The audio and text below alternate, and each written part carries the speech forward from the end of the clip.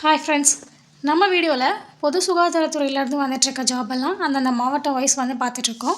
அந்த வகையில் இன்றைக்கி ஒரு மாவட்டத்திலேருந்து வந்திருக்கக்கூடிய ஒரு ஜாப் பற்றி தான் பார்க்க போகிறோம்.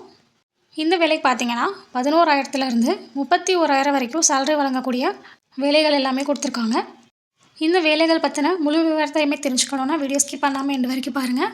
அதுக்கு முன்னாடி நம்ம ஆஸ்பிரன்ஸ் இன்ஃபோ சேனலில் இப்போ தான் ஃபஸ்ட் டைம் பார்க்குறீங்கன்னா கண்டிப்பாக ஃபாலோ பண்ணிக்கோங்க. வாங்க இப்போ வீடியோக்குள்ளே போகலாம். ஓகே, இதுதான் பார்த்தீங்கன்னா அஃபிஷியல் நோட்டிஃபிகேஷன். இதில் வந்து மொத்தமாக 5 விதமான ஜாப் வந்து கொடுத்துருக்காங்க. செவித்திறன் ஆய்வாளர், ஆடியாலஜிஸ்ட்டு, அதுக்கு வந்து 32,000 வரைக்கும் சேலரி கொடுக்குறதா சொல்லியிருக்காங்க. அடுத்து வந்து பாதுகாவலர், செக்யூரிட்டி கார்டுக்கு வந்து 11,000 வந்து சேலரி சொல்லியிருக்காங்க. நெக்ஸ்ட்டு வந்து துப்புரவு பணியாளர், அதுக்கு வந்து 11,000 சேலரி சொல்லியிருக்காங்க.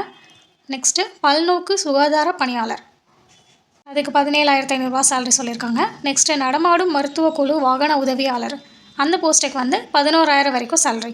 ஸோ அந்த மாதிரி மொத்தமாக 5 விதமான பதவிகள் வந்து கொடுத்துருக்காங்க.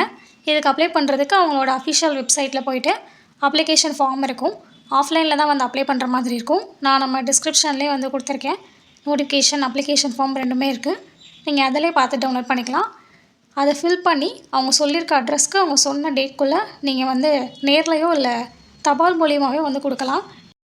அப்ளை பண்ணுறதுக்கான கடைசி டேட் வந்து 17/7/2026.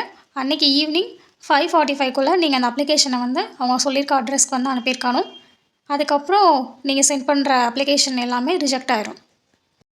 இதுதான் பார்த்திங்கன்னா இந்த நோட்டிஃபிகேஷனுக்கான அப்ளிகேஷன் ஃபார்மை. நீங்கள் எந்த போஸ்ட்டுக்கு அப்ளை பண்ண போகிறீங்களோ அதை வந்து அந்த செக் பாக்ஸில் வந்து டிக் பண்ணிக்கோங்க. ரைட் சைடில் வந்து ரீசெண்ட் பாஸ்போர்ட் சைஸ் ஃபோட்டோ ஒட்டணும். அது போக உங்களோட நேமு, ஃபாதர் நேமு, இல்லைனா husband name, date of birth, age, education, community, address proof, இந்த மாதிரியான பேசிக் டீட்டெயில்ஸ் தான் வந்து அப்ளிகேஷனில் இருக்கும். அதோடு சேர்த்து இவங்க லிஸ்ட் ஆஃப் செல்ஃப் அட்டஸ்டட் டாக்குமெண்ட்டுன்னு கேட்டிருக்காங்க.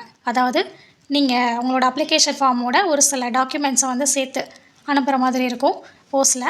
அது வந்து செல்ஃப் அட்டஸ்டடோடு இருக்கணும். என்னென்னன்றதை இங்கே கொடுத்துருக்காங்க பாருங்கள். சமீபத்தில் எடுக்கப்பட்ட 2 பாஸ்போர்ட் சைஸ் அளவு புகைப்படங்கள், 2 பாஸ்போர்ட் சைஸ் ஃபோட்டோ, பிறந்த தேதிக்கான சான்று, அதாவது உங்களுக்கு ஏஜ் ப்ரூஃப்கான ஒரு சர்டிஃபிகேட் வந்து வேணும். கல்வி தகுதி சான்றிதழ், உங்களோட ஸ்கூல் சர்டிஃபிகேட்ஸ் எல்லாமே, கம்யூனிட்டி சர்டிஃபிகேட்ஸு, அப்புறம் உங்களுக்கு அட்ரஸ் ப்ரூஃப்காக ஆதார் இல்லைனா ரேஷன் கார்டு, அந்த மாதிரி பேன் கார்டு, ஏதாச்சும் ஒரு ப்ரூஃப் வந்து ஜெராக்ஸ் அனுப்பணும்.